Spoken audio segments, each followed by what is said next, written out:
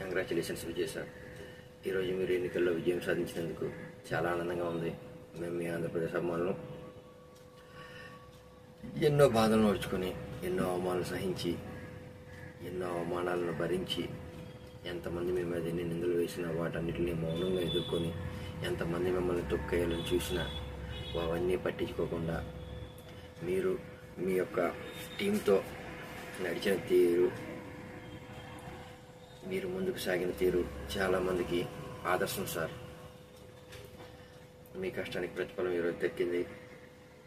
ముఖ్యమంత్రిగా మీరు బాధ్యతలు చేపట్టి ప్రజలందరికీ మంచి చేయాలని, పిల్లల కోసం, యువత కోసం కొత్తగా కనిపెట్టి కొత్త ఐడియాలతో ముందుకు సాగే వాళ్ళని ఎంకరేజ్ చేస్తూ చదువు, ఆరోగ్యం, టెక్నాలజీ పరంగా అన్ని విధాలుగా మీరు ప్రజలకి మంచిగా సేవలు చేయాలని,